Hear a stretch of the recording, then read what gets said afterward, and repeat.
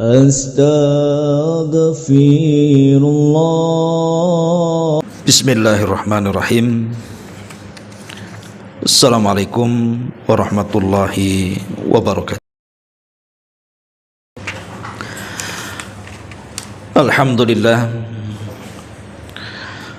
Alhamdulillahilladzi hadana lihadza wa ma kunna linahtadiya laula an hadanallah.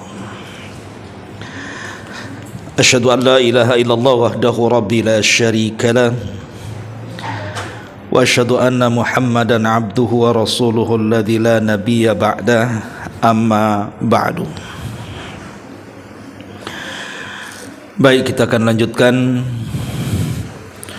kajian di pagi ini dan kita masih membahas kitab Al-Jami', di mana kita masuk pada hadis ke-17. Baik, kita akan baca hadisnya. Wa anhu radhiyallahu an qala Rasulullah sallallahu alaihi wasallam la tahasadu wala tanajashu wala tabaghadu wala tadabaru wala yabi' ba'dukum ala bai'i ba'din wa kunu ibadallahi ikhwana.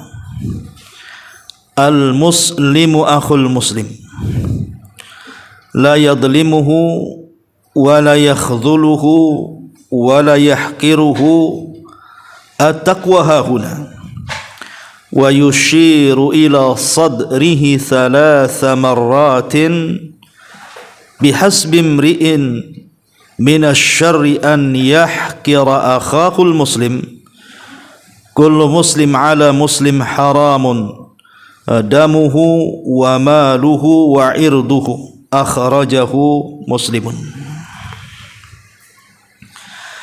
Wa anhu, maksudnya dari sahabat Abu Hurairah radhiyallahu an, beliau berkata, Rasulullah sallallahu alaihi wasallam bersabda, janganlah kalian saling hasad, janganlah kalian saling melakukan najash, jangan pula kalian saling membenci, jangan pula kalian saling membelakangi, dan janganlah sebagian dari kalian melakukan jual beli di atas jual beli sebagian yang lainnya. Jadilah kalian hamba-hamba Allah yang bersaudara. Seorang muslim adalah saudara bagi yang muslim lainnya. Dia tidak boleh menzaliminya, dia tidak boleh menelantarkannya, dia tidak boleh menghinanya. Ketakwaan itu terletak di sini. Beliau menunjuk dada beliau sampai 3 kali. Cukuplah seseorang disebut penjahat ketika dia merendahkan saudaranya sesama muslim. Setiap muslim itu haram darahnya, haram hartanya, dan haram kehormatannya untuk dirobek atas muslim yang lainnya. Hadis ini dikeluarkan oleh Imam Muslim dalam sahihnya. Baik, ma'asyiral muslimat yang dimuliakan Allah Subhanahu wa taala, di dalam hadis ini ada 8 perkara tidak boleh seorang muslim melakukannya kepada muslim yang lainnya. Karena 8 perkara ini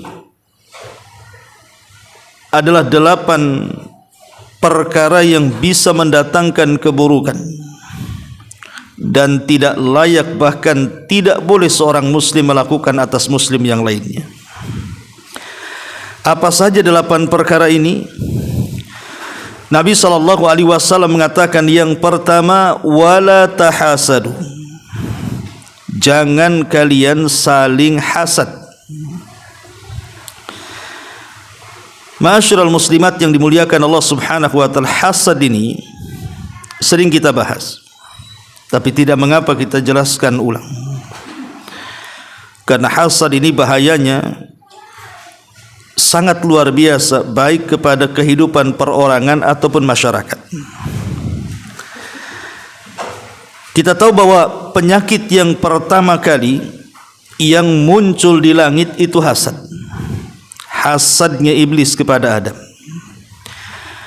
Begitu juga penyakit yang pertama kali muncul di bumi juga hasad. Hasadnya Qabil kepada Habil. Dan lihat akibatnya. Sebab hasad iblis diusir dari sorga. Sebab hasad juga Qabil membunuh Habil. Ini dampak yang luar biasa. Ma'asyiral muslimat yang dimuliakan Allah Subhanahu wa taala. Semua kita punya hasad. Saya, ibu atau siapapun pasti punya hasad. Tetapi orang baik pasti menyembunyikan hasadnya. Tapi orang jahat itu akan menampakkan hasadnya. Dari sini Allah Subhanahu wa taala memerintahkan kita berlindung dari hasad seperti berlindungnya kita kepada Allah dari setan. Qul a'udzu birabbil falaq min syarri ma khalaq wa min syarri ghasiqin idza waqab wa min syarri naffatsati fil 'uqad wa min syarri hasidin idza hasad. Kita berlindung dari syarri hasid, keburukan orang yang hasad ketika dia menampakkan hasadnya. Ma'asyiral muslimat yang dimuliakan Allah Subhanahu wa taala, hasad ini sebenarnya tidak baik bagi kita. Karena hasad ini adalah ghammun la yanqati. Stres yang tidak ada akhirnya. Bagaimana tidak stres yang tidak ada akhirnya? Orang yang hasad ini dia tidak pernah memikirkan dirinya sendiri. Dia hanya mikir orang lain saja. Sehingga dalam kehidupan orang hasad ini tidak pernah sukses. Karena hakikatnya hasad itu muncul karena ketidakmampuan sesuatu yang dimiliki orang lain. Jadi orang yang punya tidak dipunyai orang yang hasad. Makanya orang hasad itu sebenarnya dia hanya memiliki yang dimiliki orang tapi tidak mampu. Akhirnya hasad melahirkan stres yang tidak pernah berujung. Karena yang dipikir orang tidak memikirkan diri sendiri. Kenapa ya si Anu begitu? Ada apa dengan dia? Timbul kecurigaan. Kenapa tetangga sebelah bisa buat rumah bagus? Ada apa dengan dia? Kenapa dia punya kendaraan? Kenapa rumahnya besar? Kenapa? Dan begitu seterusnya. Sehingga setiap hari orang hasad itu akan dihinggapi stres yang berkepanjangan. Ghammun la yanqati. Yang kedua, musibatun la tu'jar alaihi. Musibah yang tidak dapat pahala. Harusnya orang yang kena musibah, Bu, pasti diberikan pahala. Bukankah Nabi SAW yang mengatakan sampai duri yang tertancap dalam kaki saja itu bisa menggugurkan dosa? Lah orang yang hasad ini orang kena musibah. Bagaimana tidak musibah? Sakit hatinya, sakit badannya. Awalnya dari penyakit hati merambat ke penyakit badan.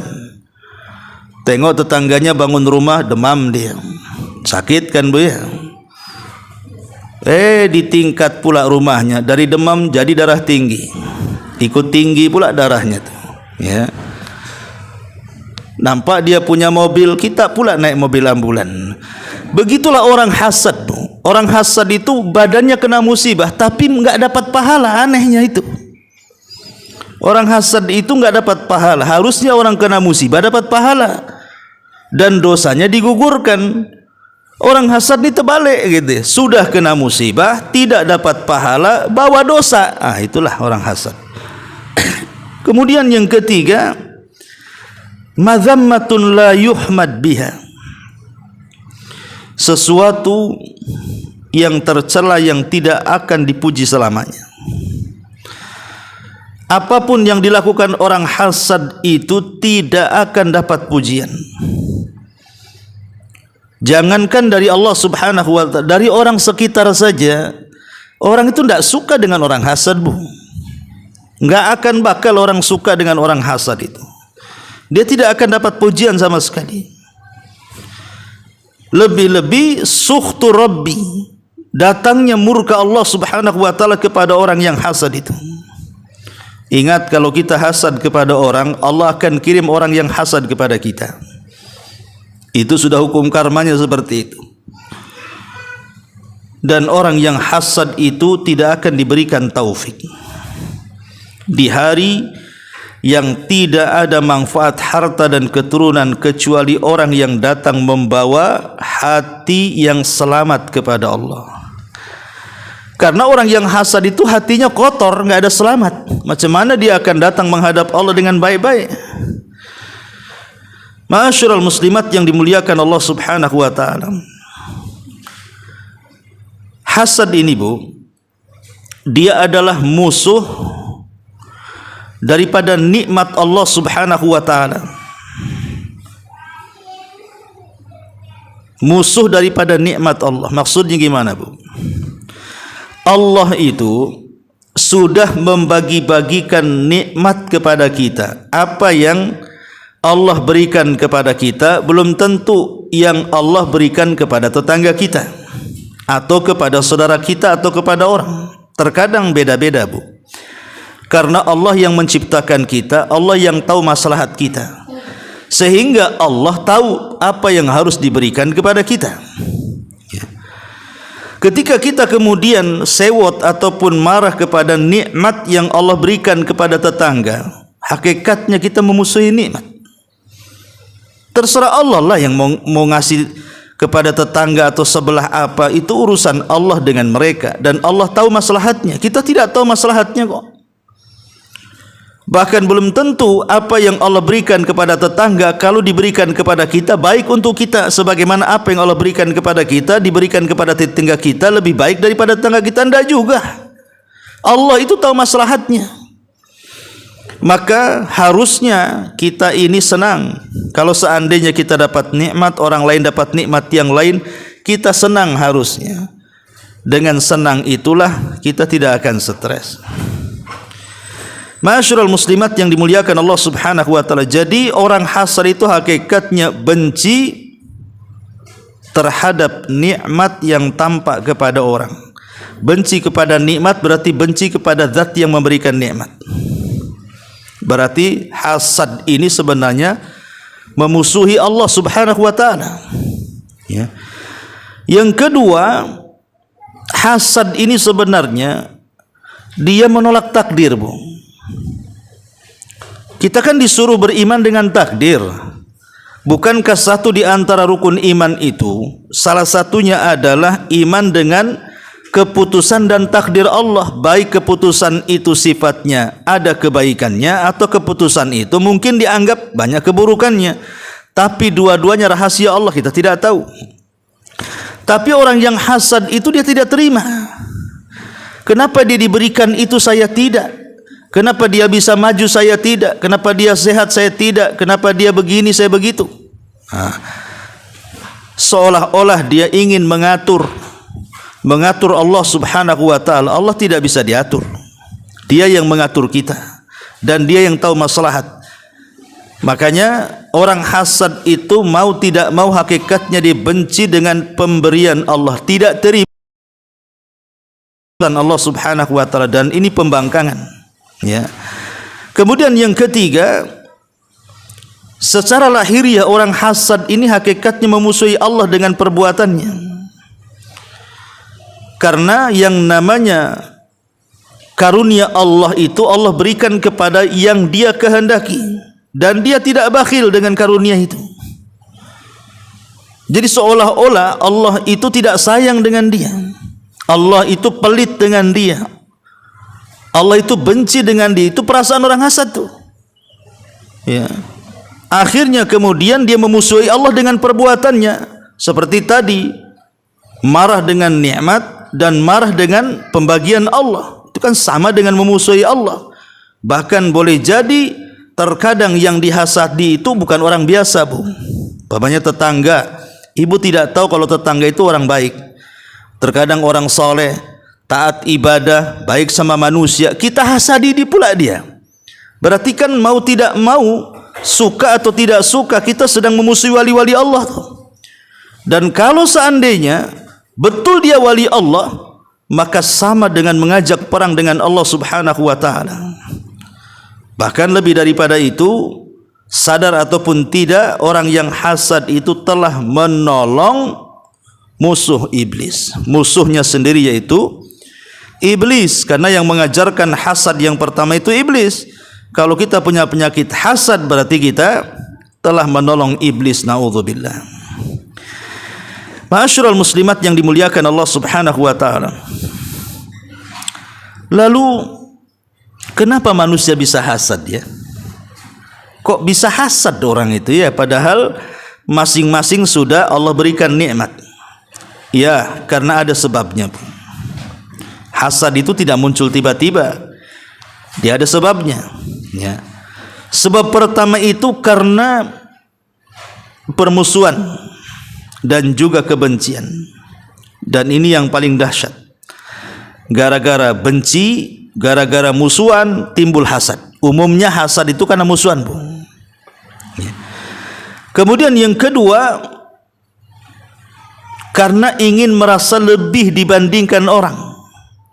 Karena dia tidak punya apa yang orang lain punya, dia ingin merasa lebih punya, lebih tinggi daripada orang. Kok dia bisa nih bangun rumah cantik, aku nggak boleh kalah, nah, gitu. Minimalnya setara, nah, gitu. Jadinya dia berusaha untuk lebih tinggi daripada orang. Itulah munculnya hasad. Yang ketiga, hubur riyasa wa talabul jah. Dia ingin rakus dengan jabatan, terlampau cinta dengan jabatan dia.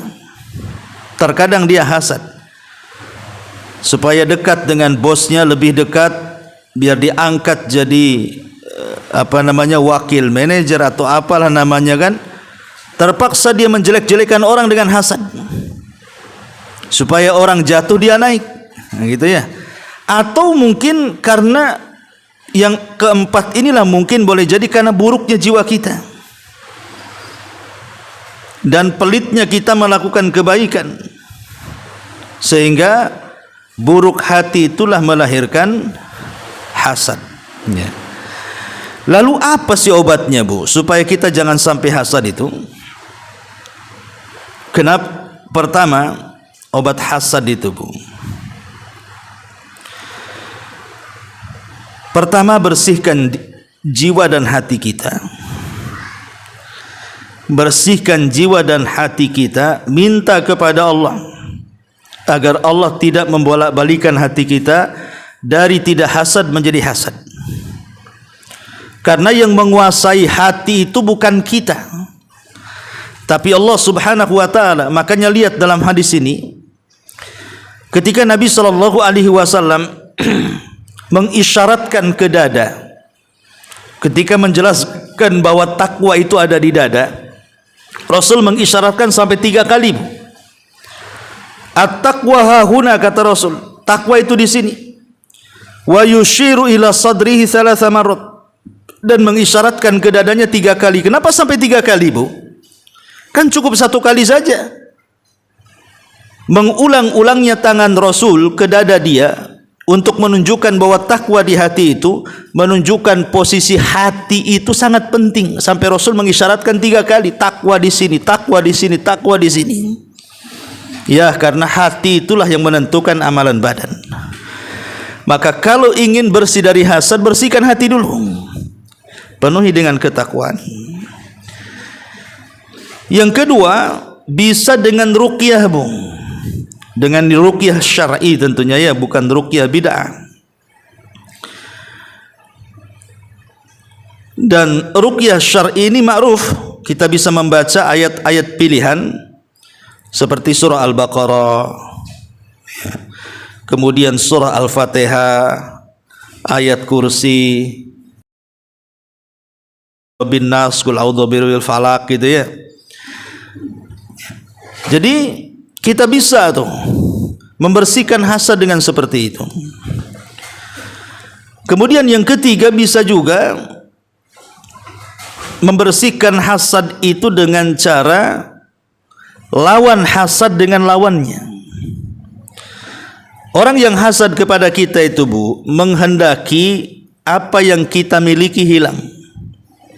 Baik dari kekayaan, baik dari pangkat, jabatan, kepemimpinan, baik dari keluarga, dan begitu seterusnya. Pokoknya apa yang kita miliki itu kalau bisa hilang. Itulah orang yang hasad kepada kita. Dan lebih parah lagi, berpindah kepada dia. Lah, karena orang yang hasad itu menghendaki hilangnya kenikmatan yang ada pada diri kita, lawan dengan lawannya. Bagaimana cara lawan dengan lawannya? Dengan cara minta kepada Allah agar yang sudah Allah berikan kepada kita jangan sampai hilang, bahkan bertambah. Bagaimana caranya? Caranya banyak-banyak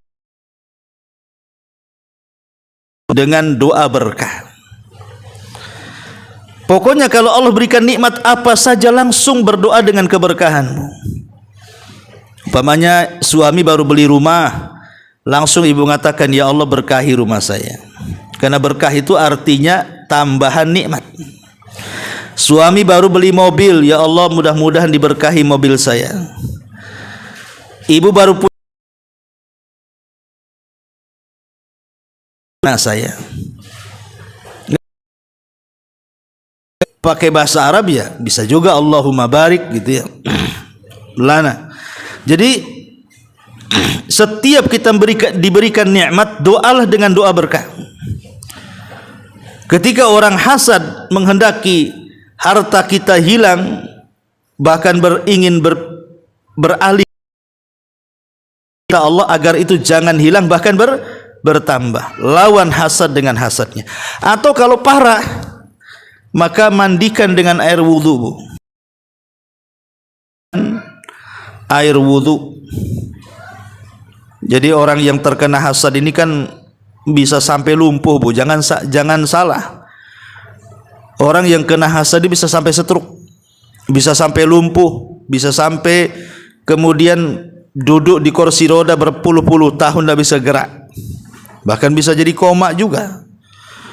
Karena penyakit hasad dengan ain sihir mata itu selalu bergandengan.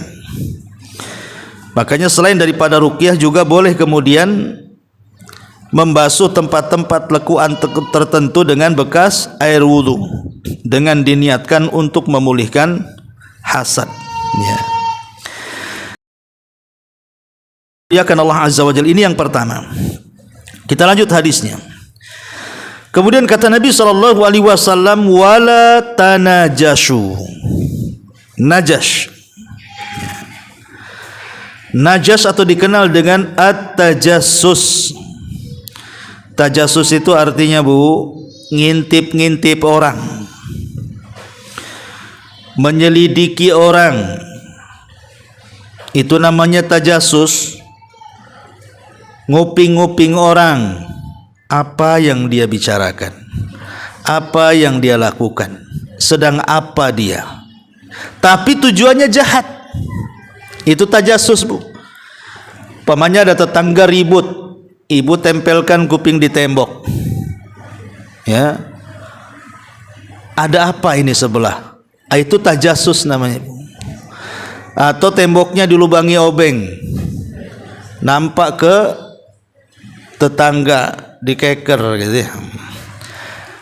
Atau mencari berita dari orang. Kamu tahu enggak si anu itu seperti apa? Bisa diceritakan tidak? Itu tajassus, Bu. Ya. Intinya tajassus itu ngorek-ngorek, nyari kesalahan orang, nyari aib orang, itu nah tajassus namanya. Lah tajassus ini sangat terlarang, Bu. Kenapa demikian?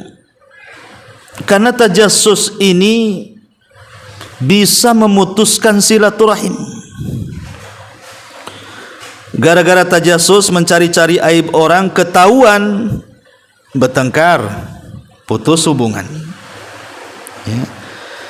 Jadi tajasus ini adalah pemutus hubungan antar kaum muslimin, menumbuhkan kebencian jadinya.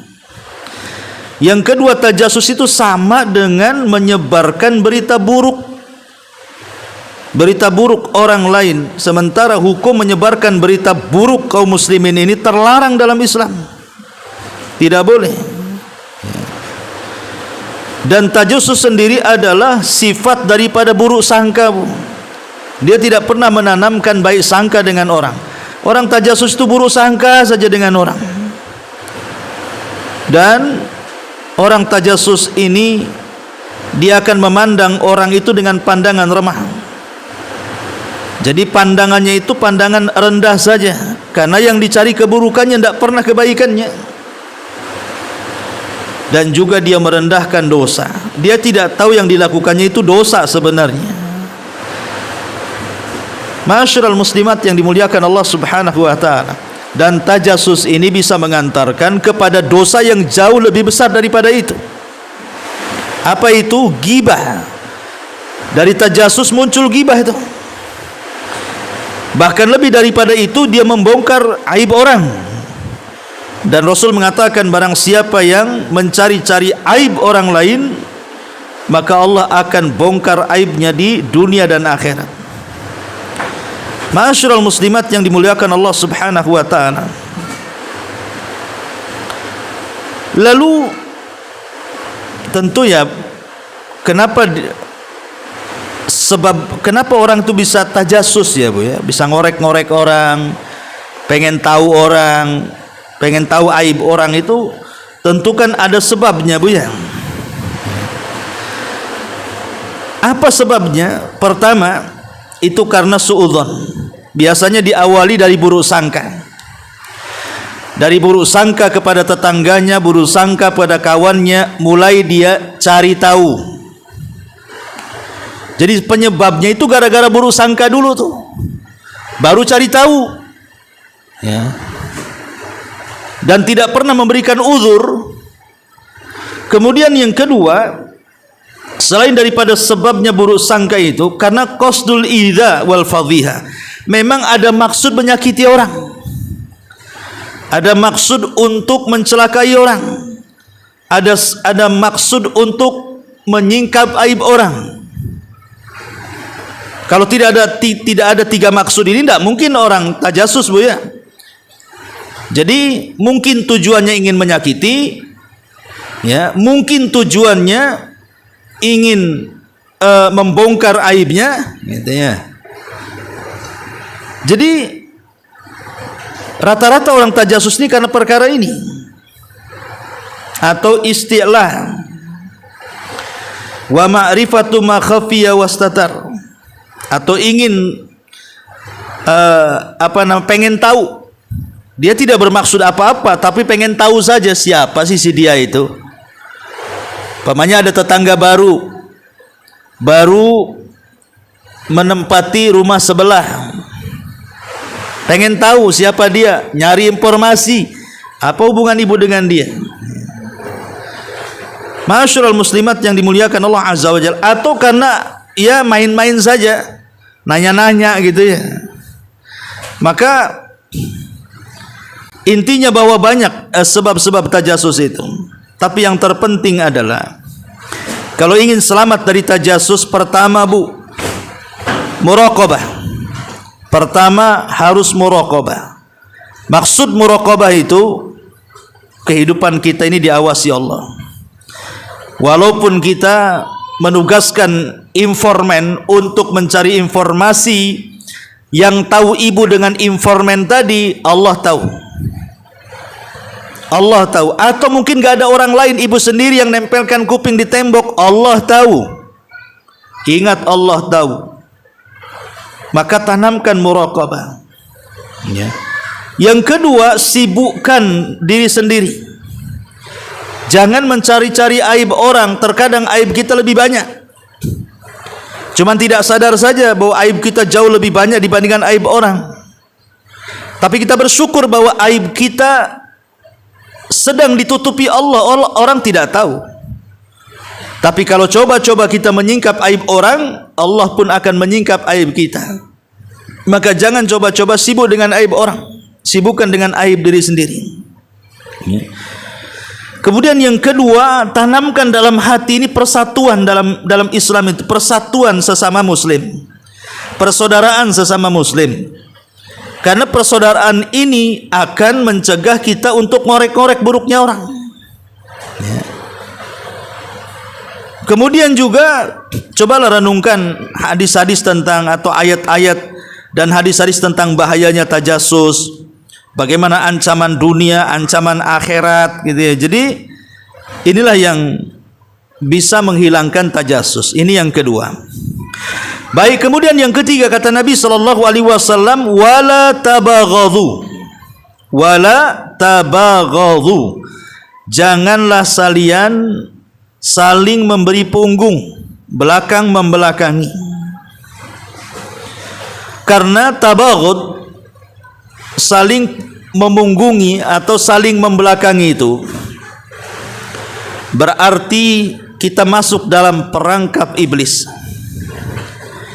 Bukankah Nabi SAW yang mengatakan, Bu, setan itu, iblis itu sebenarnya sudah putus asa untuk menggoda kaum muslimin dan mengembalikan seperti di masa jahiliyah, menyembah Lata, Uzza, Manat, Khubal dan begitu seterusnya. Jadi ada sebagian kaum muslimin ya seperti orang-orang yang sudah hijrah lah ya kan, yang sudah mengenal ini syirik, ini bid'ah, ini maksiat, sehingga setiap harinya dia berusaha memperbaiki diri untuk menjadi orang baik dan bisa mengamalkan Quran Sunnah sesuai dengan pemahaman salaf. Terkadang orang-orang seperti ini sulit untuk diganggu iblis, Bu. Kalau dijerumuskan kepada syirik kayaknya susah. Pamannya dikasih was-was, datang ke dukun lu sana. Biasanya kalau kayak ibu ndak mau datang ke dukun, ndak tahu kan gitu ya. Datang ke kuburan sana minta-minta, mana mau ibu datang ke kuburan minta-minta ya.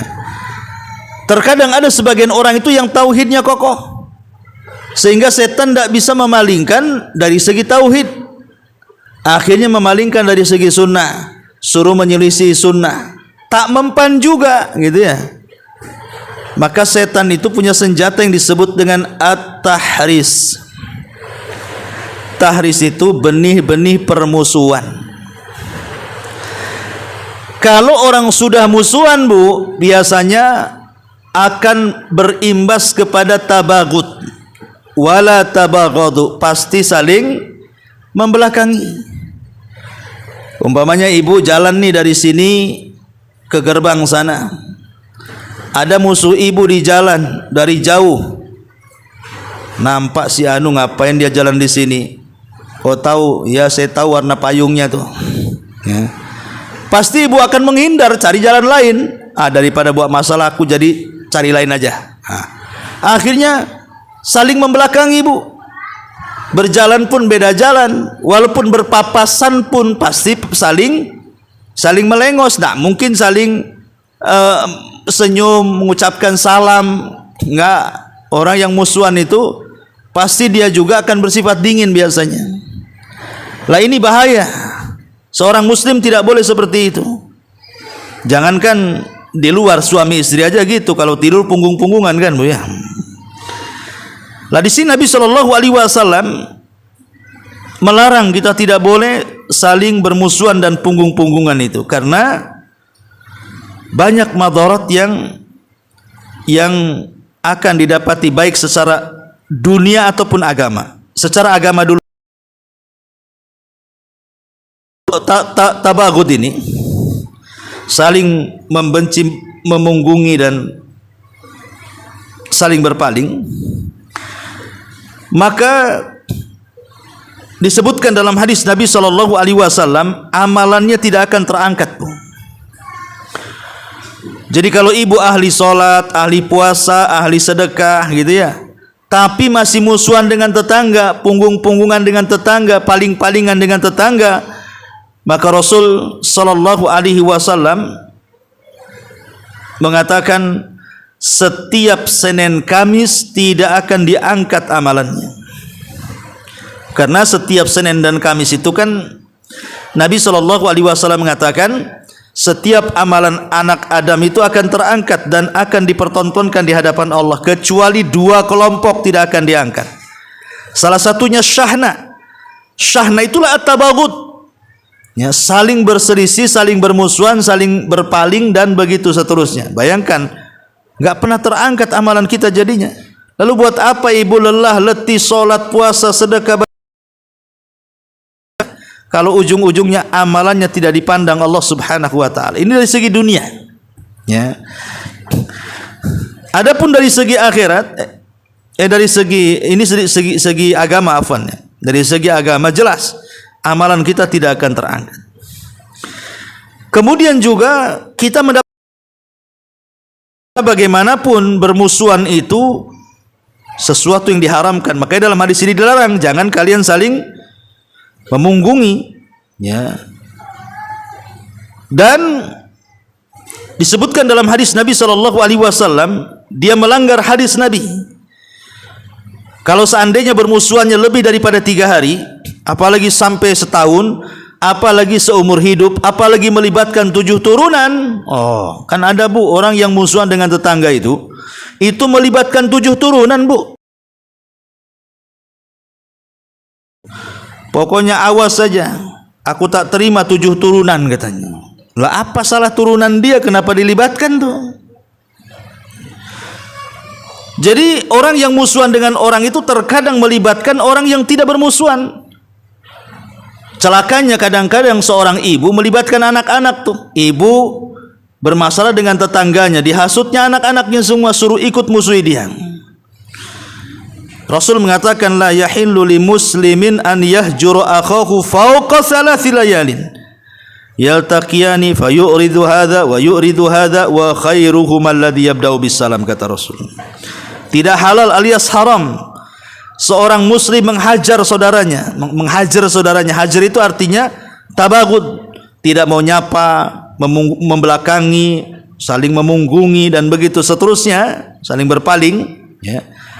Lebih daripada 3 hari, di mana ketika berjumpa satunya berpaling ke sana, satunya berpaling ke sini, kata Rasul. Dan sebaik-baik keduanya adalah yang pertama mengucapkan salam. Jadi ibu kalau musuhan dengan tetangga, kalau ibu dengan tetangga itu masing-masing keras tidak mau menyapa salah satu dari keduanya, maka juga gila. Tetangga iblis, ibu juga iblis. Sehingga tidak dibedakan mana yang baik, mana yang buruk. Lah supaya dibedakan mana yang baik, mana yang buruk, Rasul memberikan solusi. Ada orang yang berakal, ada orang gila. Lah orang yang berakal itulah orang yang memulai dengan salam. Assalamualaikum. Mungkin pertama dia nggak akan jawab. Kedua, Assalamualaikum. Terkadang menjawab tapi ujungnya saja, ya. Salam. Nah, itu ya. Tapi lama-lama jadi biasa bu, dan itulah akan merekatkan yang tadinya musuh jadi kawan. Jadi akibatnya jatuh kepada yang diharamkan Allah Azza wa Jalla. Karena tabaghut ini dia akan menciptakan banyak hal. Ya, dia tadi memutus silaturahim, memutus persaudaraan, akhirnya jatuh kepada ghibah, jatuh kepada namimah, jatuh kepada mengumpat. Itulah orang tabaghut. Orang yang suka musuhan itu pasti itu tuh, ya. Jatuh kepada ghibah, akhirnya digibahi musuhnya. Namimah, diadu domba musuhnya, atau mungkin diumpat.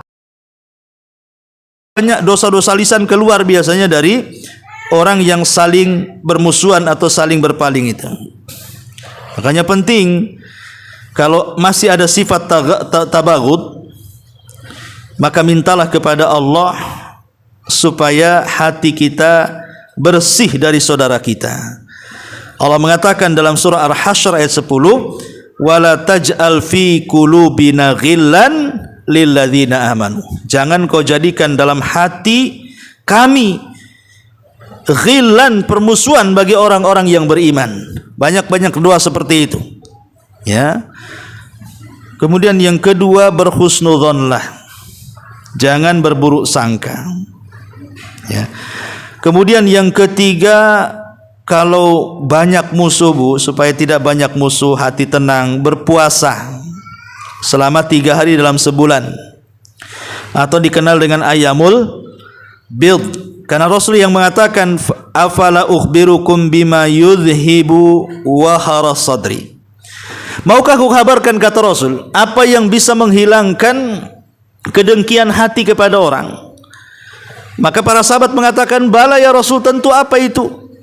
Maka Rasul mengatakan, siyamu thalathati ayyami min kulli syahrin. Berpuasalah 3 hari dalam sebulan. Ya, berpuasa. Kemudian juga apalagi untuk menghilangkan, kasih hadiah, ucapkan salam, jangan bicara kecuali yang santun, jangan berburu sangka, jangan mengumpat, dan begitu seterusnya. Ini yang ketiga. Yang keempat, Rasul mengatakan, wala tadabaru wala tabaghadu, jangan saling membenci. Wala tadabaru, jangan saling membelakangi.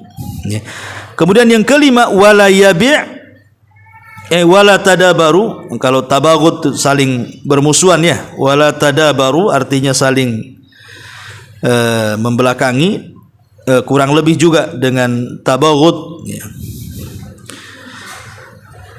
Kemudian yang kelima, wala yabi' ba'dukum ala bai'i ba'din. Tidak boleh merebut pelanggan Bu. Umpamanya ibu ini seorang pembisnis, mungkin satu pengajian ini sama-sama ibu jual pakaian syar'i, kawannya juga jual pakaian syar'i. Kemudian menghasut pembeli, jangan beli sama Umi Anu, kenapa? Bahannya kurang bagus ya. Beli sama saya, bahannya bagus, wol Australia ya.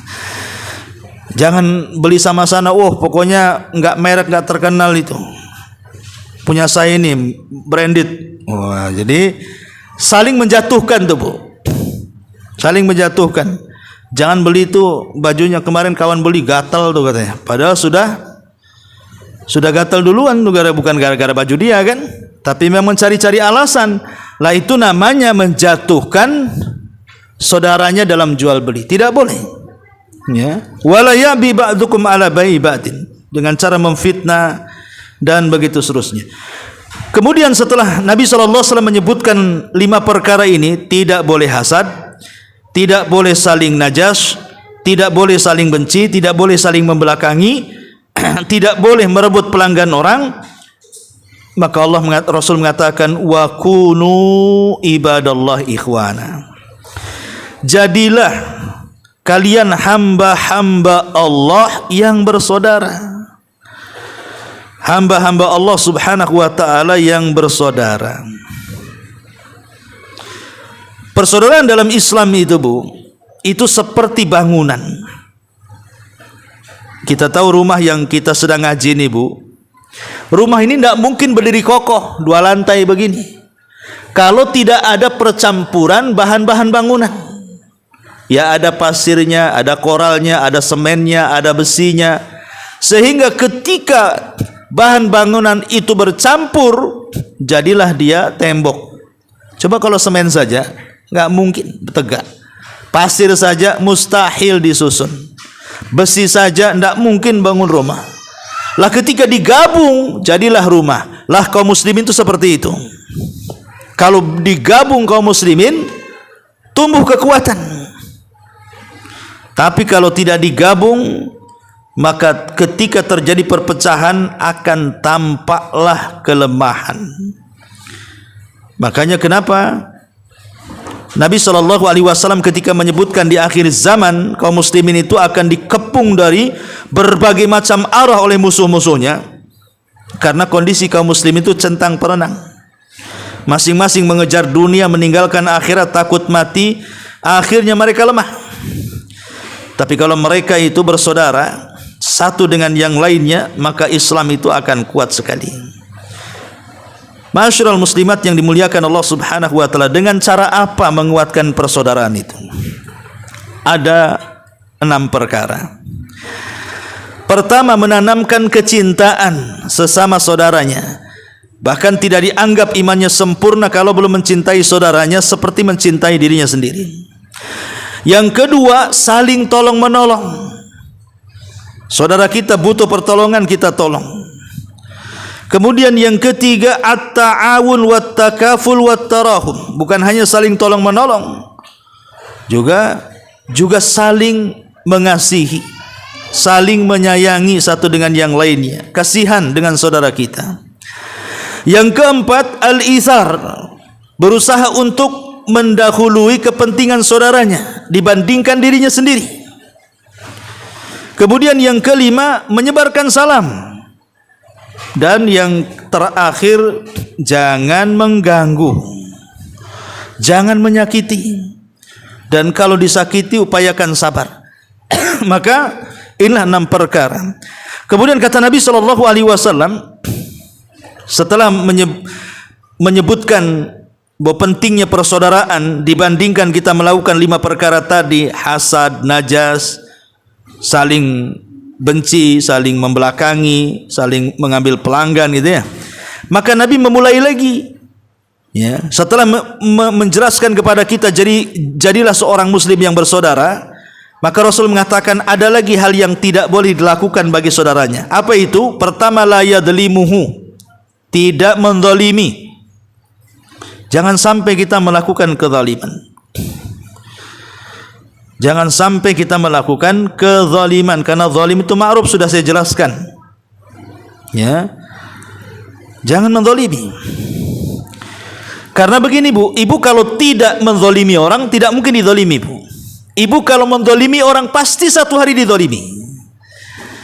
Kalau tidak mau dizalimi orang, jangan buat zalim. Tapi kalau ibu ingin zalimi, banyaklah melakukan kezaliman. Yang kedua, zalim ini kegelapan. Kegelapan pada hari kiamat. Jangan coba-coba melakukan kezaliman. Ya. Kemudian ingat bahwa balasan orang yang kita zalimi di akhirat tidak sebanding dengan kezaliman yang kita lakukan di dunia, Bu. Kita menzalimi tetangga kita dengan lisan kita di dunia, di akhirat balasan dia kepada kita lebih kuat, lebih banyak, lebih parah. Jangan melakukan kezaliman. Ya. Kemudian juga kezaliman ini kehancuran, Bu. Berapa banyak orang yang zalim lebih hancur dibandingkan orang yang pernah dizaliminya. Maka hindari kezaliman, karena zalim adalah kegelapan pada hari kiamat. Kemudian yang selanjutnya, wala yakhdulu, jangan merendahkan. Wala yakhdulu, jangan sampai menelantarkan. Di sini diartikan melantarkan. Khudlan itu artinya meremehkan, menghina, merendahkan bahasa kitanya, ya. Tidak boleh, Bu. Seorang muslim tidak boleh menghina saudaranya, merasa dia lebih tinggi, saudaranya lebih rendah. Karena itu sebab perselisihan. Sebab perselisihan. Intinya jangan sampai kita merendahkan. Baik merendahkan diri kepada orang atau merendahkan orang dan menaikkan kita. Karena ada dua merendahkan itu, ya. Boleh juga kita yang merendahkan diri kita sendiri dari orang, atau kita merendahkan orang dari kita. Adapun merendahkan diri sendiri, tidak boleh merendahkan diri kepada orang munafik, karena Islam itu lebih tinggi dibandingkan mereka. Atau merendahkan orang, itu yang disebut dengan takabur, dengan ujub. Nah, itu tidak boleh, ya, sombong, maka dilarang. Ya. Ma'asyiral muslimat yang dimuliakan Allah Azza wa Jalla. Kemudian kata Nabi SAW, wala yahkiruh, ataupun menghina orang. Sudah merendahkan, menghina lagi. Tidak boleh seorang muslim menghina muslim yang lainnya. Walaupun hinaan itu terkadang ada yang tanpa batas. Dia tidak sadar bahwa dia sedang menghina Allah. Yang dihina manusia, yang terhina Allah. Ada orang yang seperti itu. Orang Pamannya ada orang buta, langsung kita cela, oh dasar si buta dari gua hantu. Oh, ya kan? Allah yang menciptakan dia buta, sebagaimana Allah yang menciptakan dia melihat. Allah tahu maslahat dia, kenapa Allah butakan, kenapa kita Allah perlihatkan. Kalau kita mencela fisik orang, berarti kita mencela zat yang menciptakannya. Oh dasar hitam kayak apa namanya, arang gosong, oh, ya kan? Dasar gendut kayak drum, dasar tinggi kayak gapura, gitu ya. Jadi hinaan-hinaan kepada fisik itu sama dengan mencela yang menciptakannya. Jangan sampai menghina fisik itu bisa menghina zat yang menciptakannya, dan ini luar biasa. Ya. Karena menghina ini, Bu, biasanya melahirkan banyak hal. Orang yang dihina tidak terima, akhirnya balas dendam. Orang yang dihina tidak terima, akhirnya musuhan. Orang yang dihina tidak terima, akhirnya dia pun mendoakan laknat dan buruk kepada kita. Banyak hal, jangan menghina orang, nanti banyak hal-hal yang terjadi yang tanpa sadar. Boleh jadi dia berdoa, dia di pihak yang kita zolimi, dan doa orang yang dizolimi makbul. Wah, lebih parah lagi, ya. Kemudian kata Nabi SAW, at-taqwa hahuna, setelah menyebutkan jangan zalim, jangan merendah, jangan menghina, takwa itu di sini, sampai Rasul mengisyaratkan 3 kali. Kemudian kata Rasul, cukuplah seseorang itu dianggap buruk ketika dia merendahkan saudaranya seorang muslim. Ingat, seorang muslim itu haram darahnya ditumpahkan, haram hartanya diambil, haram kehormatannya dilecehkan. Enggak boleh, ya. Ini diantara keterangan hadis yang kita bahas. Inti daripada pembahasan di sini bahwa semuanya adalah penyakit hati.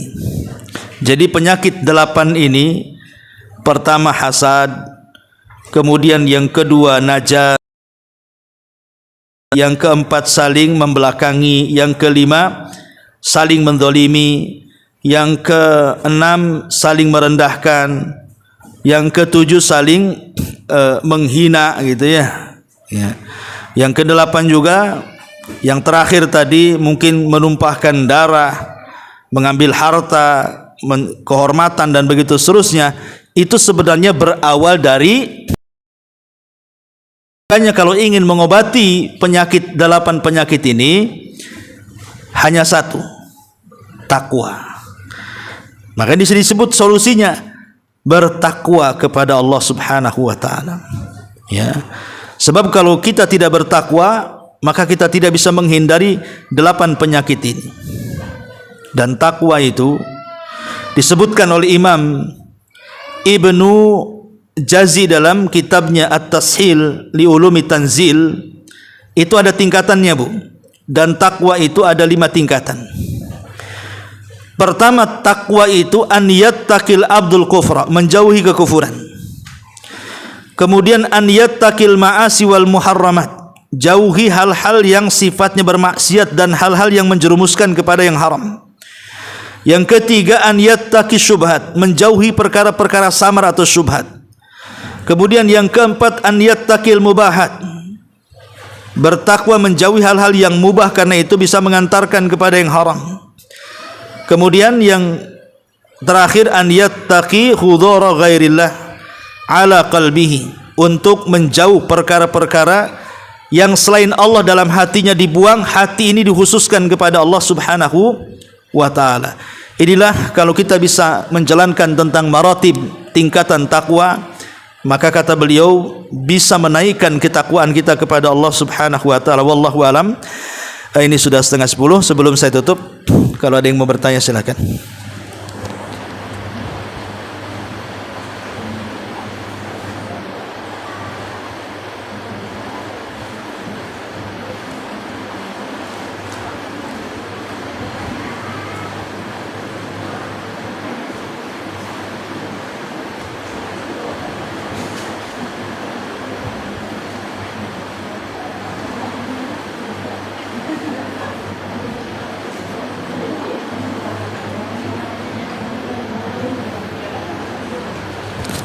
Ya baik, karena cuaca juga kurang ini, kita tutup saja. Subhanakallahumma bihamdika asyhadu an la ilaha illa anta astaghfiruka wa atubu ilaik. Allahu taala alam. Assalamualaikum.